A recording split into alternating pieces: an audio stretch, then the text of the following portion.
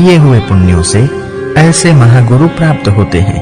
उनको प्राप्त कर शिष्य पुनः संसार बंधन में नहीं बंधता, अर्थात मुक्त हो जाता है। हे पार्वती, इस प्रकार संसार में अनेक प्रकार के गुरु होते हैं। इन सब में एक परम गुरु का ही सेवन सर्व प्रयत्नों से करना चाहिए।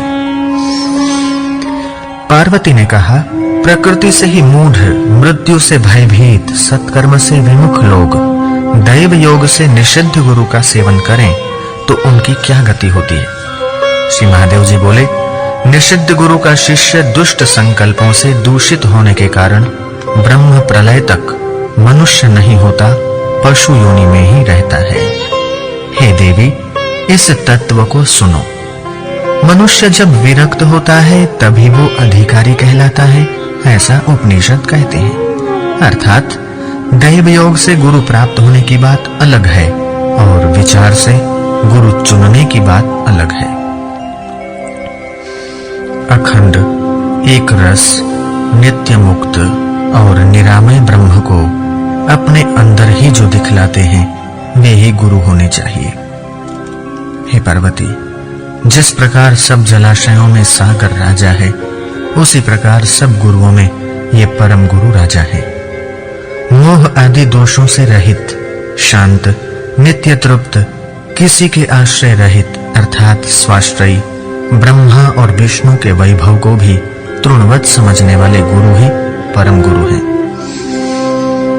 सर्वकाल और सर्वदेश में स्वतंत्र, निश्चल, सुखी, अखंड एक रस के आनंद से तृप्त ही सचमुच परम गुरु हैं।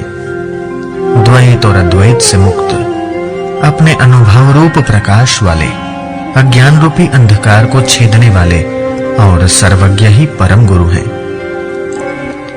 जिनके दर्शन मात्र से मन प्रसन्न होता है, अपने आप धैर्य और शांति आ जाती है, वे परम गुरु हैं। जो अपने शरीर को शव समान समझते हैं, अपने आत्मा को अद्वैय जानते हैं, जो कामिनी और कंचन के मोह का नाश करता है, वे परम गुरु हैं। हे पार्वती, सुनो। तत्वज्ञ दो प्रकार के होते हैं, मौनी और वक्ता। हे प्रिय, इन दोनों में से मौनी गुरु द्वारा लोगों को कोई लाभ नहीं होता, परंतु वक्ता गुरु भयंकर संसार सागर को पार कराने में समर्थ होते हैं, क्योंकि शास्त्र, युक्ति और अनुभूति से वे सर्व संशयों का छेदन करते हैं। हे देवी, गुरु नाम के जप से अनेक जन्मों के इकट्ठे हुए पाप भी नष्ट होते हैं, इसमें अणुमात्र संशय नहीं है। अपना कुल, धन, बल, शास्त्र, नाते रिश्तेदार, भाई, ये सब मृत्यु के अवसर पर कुछ काम नहीं आते। एकमात्र गुरुदेव ही उस समय तारणहार है। सचमुच अपने गुरुदेव की सेवा करने से अपना कुल भी पवित्र होता है।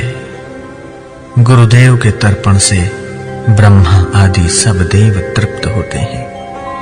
हे देवी, स्वरूप के ज्ञान के बिना किए हुए जप तप आदि सब कुछ नहीं किए हुए के बराबर है, बालक के बकवाद के समान व्यर्थ है।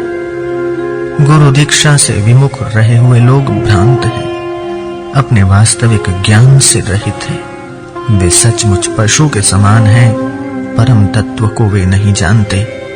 इसलिए हे प्रिय, कैवल्य की सिद्धि के लिए गुरु का ही भजन करना चाहिए। गुरु के बिना मूढ़ लोग उस परम पद को नहीं जान सकते।